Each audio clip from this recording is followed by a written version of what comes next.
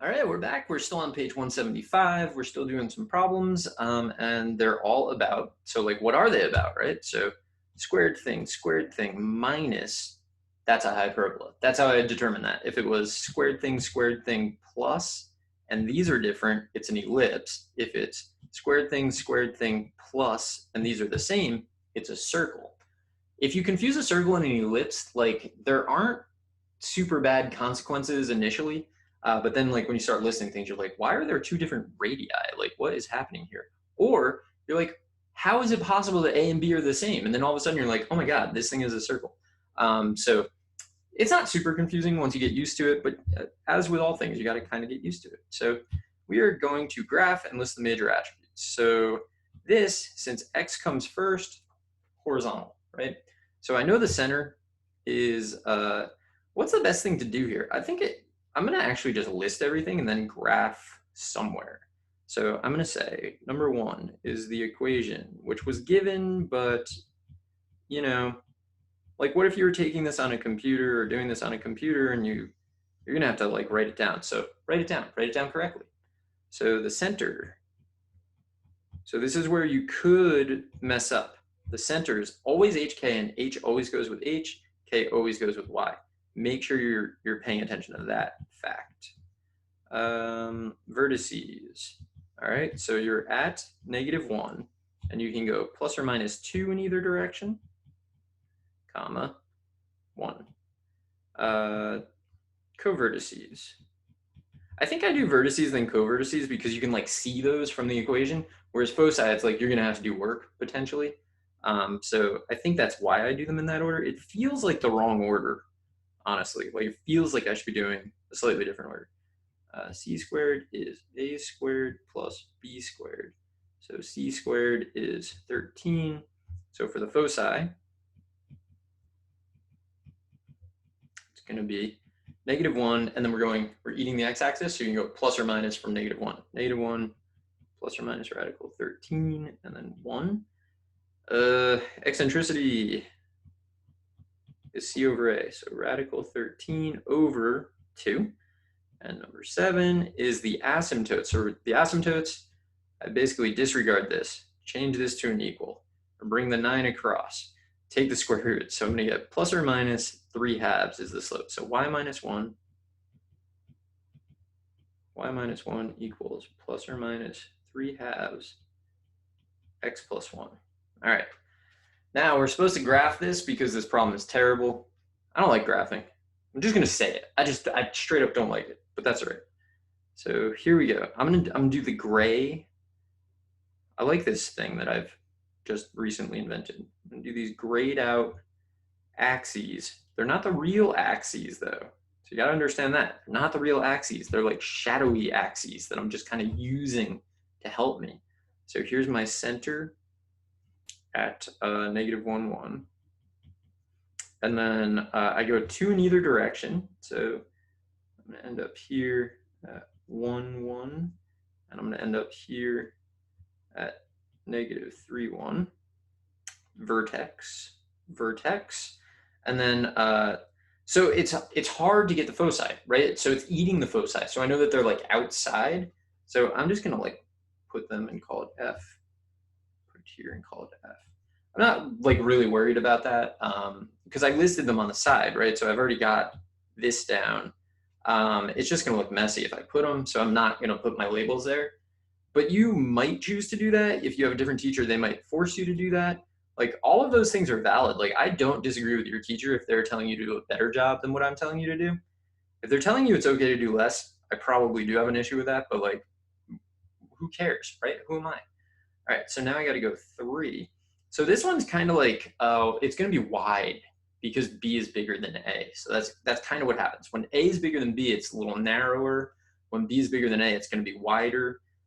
So up here, maybe it's going to be a co-vertex, and that's going to be at -1, 4.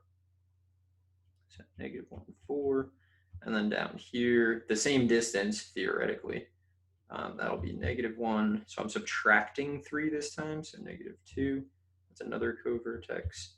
And then asymptote box. So I like to highlight that for some reason. What's the best way to do this? I don't know.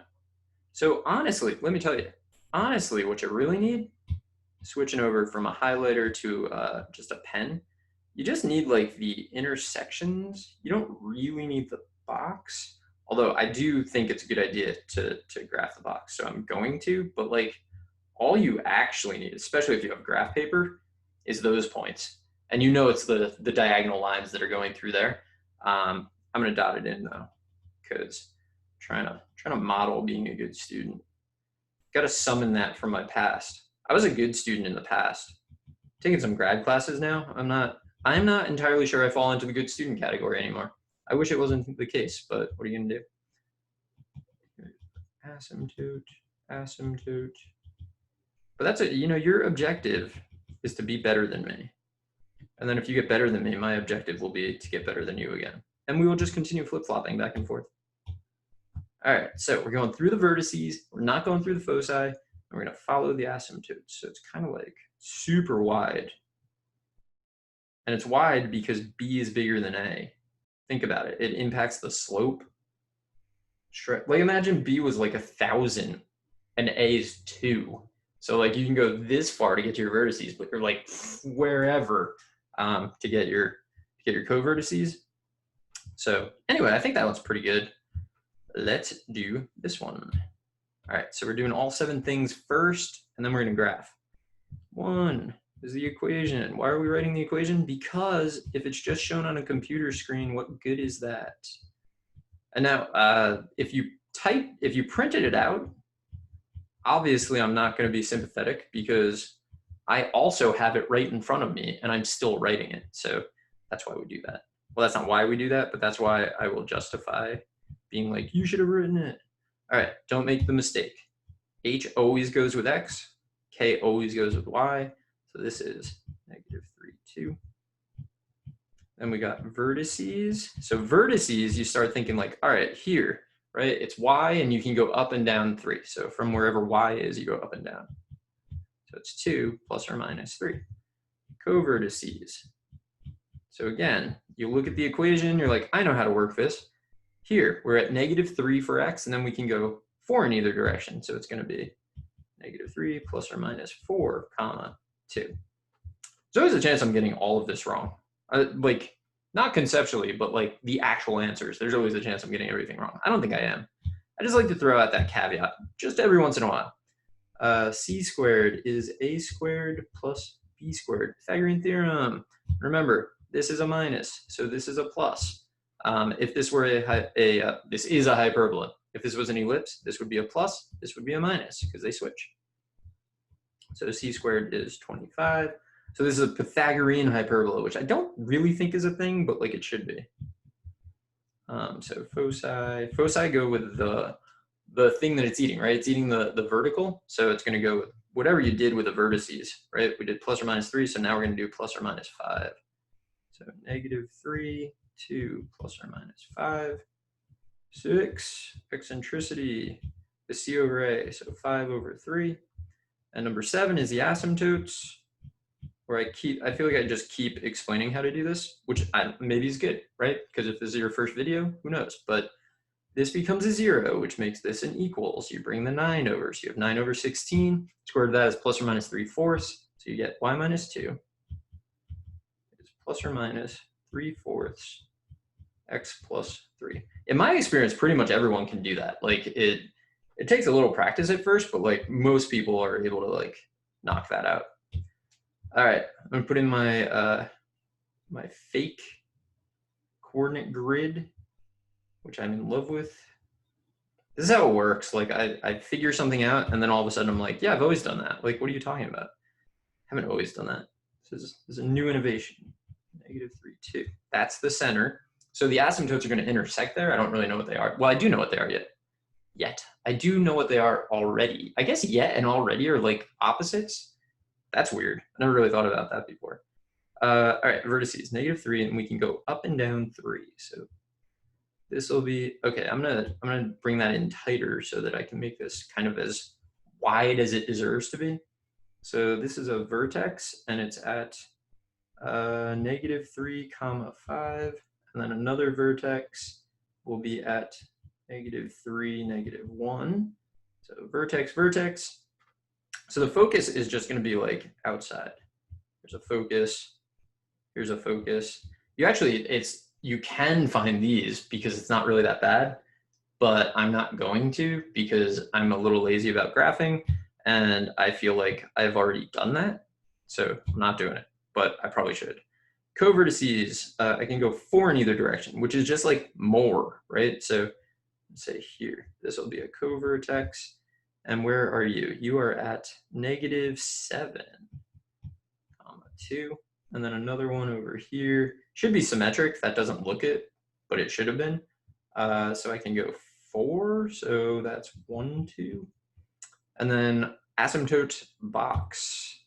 So for the asymptote box, we're going to go like here, here, here, here. So we have those dots. They're really dashes, but whatever. Dash it in. Sounds weirder than dotted in. That's why we don't say that, I guess. And then here's your asymptotes.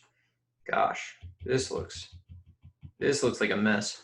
I think I don't like graphing because I don't like being faced with like hard proof that I'm not good at something, and I'm not good at graphing, which doesn't really prevent me from understanding how a graph works, which is good.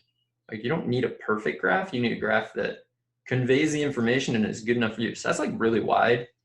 And again, B is bigger than A. If B is bigger than A, it's going to be wide. If A is bigger than B, it's going to be narrower. And always just think of the extreme cases. What if A is 1,000 and B is 1? So to get to a vertex, you're going to start at the center and go 1,000 up and down. To get to a co-vertex, you're only going to go 1 across. And then you're going to draw that box that's like 2,000 by 2. And the diagonals are so extreme. There's going to be like super, super narrow. So, I mean, it's just the way it works. And then when they're equal, that's why it looks very visually pleasing. Anyway, I'm going to stop this here. I'll be back in the next video to do the next pair of problems, probably, or maybe just one of them, depending on how badly it goes. We shall see. So I will see you there.